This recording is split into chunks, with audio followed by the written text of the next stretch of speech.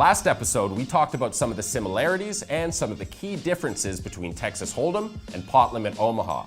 Today, we're going to take it one step further and show you the most important things you need to learn that are unique to PLO. Almost everything we're going to talk about has to do with the fact that in Omaha, you get 4 hole cards. So let's start right there and dive into the kinds of starting hands you should be playing as a beginner. If you're used to playing Hold'em, you'll know that a lot of the play happens before the flop. Pot Limit Omaha, on the other hand, is much more of a post-flop game. The biggest reason for that is when you get 4 hole cards, no hand is that big of a favorite over any other hand before you see the community cards. In Hold'em, for example, pre-flop, pocket aces are about 80% to win against any other random hand. But in Omaha, the pre-flop edges are much thinner. A lot of players take that to mean that they can play almost any starting hand. Don't make that mistake. Strong starting hands turn into strong post-flop hands. And by focusing on hands that make the nuts more often, it's way more likely that you'll be the one coolering another player who has the second or third best hand. So, to reiterate, don't get sucked into playing every hand, especially as a beginner. Just like in Hold'em, when you start to get more experience, you can start to loosen up. But until then, keep it simple and focus on strong starting hands.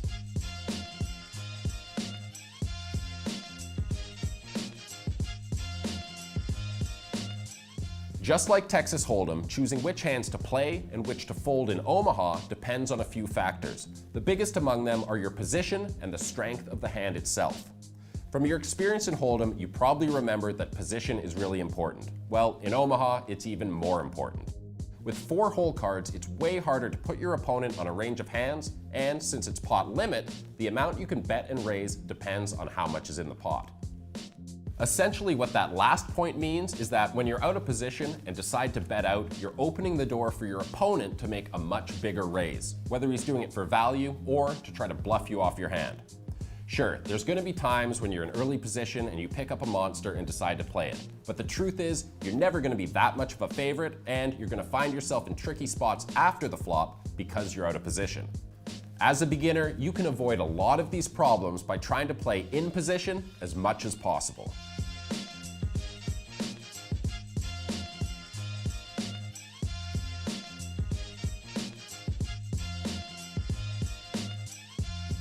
The best possible starting hand in Omaha is ace-ace, king-king, double suited. As a Hold'em player, you might think that the second best hand would be ace-ace, queen-queen double suited, but it's not. It's actually ace-ace, jack-10 double suited. And once you understand that, you'll start to understand how to evaluate starting hand strength in Omaha. When you first look down at your hand in Omaha, you want to think about 3 main things. Connectedness. In Hold'em, suited connectors are great, so imagine how powerful 4 cards in a row can be. 1 and 2 gappers can also be really strong hands. Suited or double suited. Double suited hands are really powerful in Omaha because they can make more flushes. Big cards are better. Whether you have pocket pairs, 4 cards in a row, or a double suited hand, the bigger the cards are, the better. You want cards that are more likely to make the nuts. In PLO, a lot of your profit will come from making the nuts and winning a big pot from another player who has the second or third best hand. To be clear, if you have 2 big pairs, it's always a strong starting hand. But when it comes to making hands like straights and flushes, big, connected cards that are suited are also really powerful.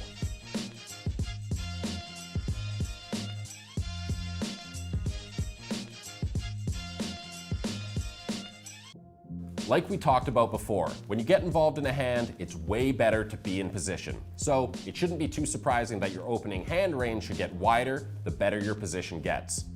Because there's less people still to act, and you're going to have position for the rest of the hand, you can profitably raise tons of hands that you'd normally be folding from early position. Here's a rough idea of the kinds of starting hands you should be raising with when it folds to you. This is definitely on the conservative side, but as a beginner, playing tight and choosing good starting hands will help keep you out of trouble. From early position, you should only raise with really strong hands like 2 big pairs, big pocket pairs, especially when the other 2 cards add to your hand by being connected or suited, and big rundowns that are suited or double suited.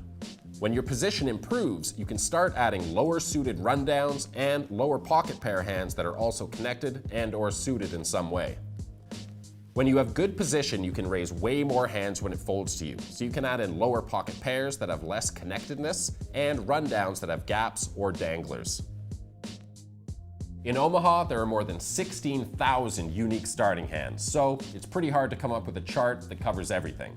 It's way better to understand those 3 factors that we talked about earlier and evaluate your starting hands based on connectedness, suitedness, and how big the cards are.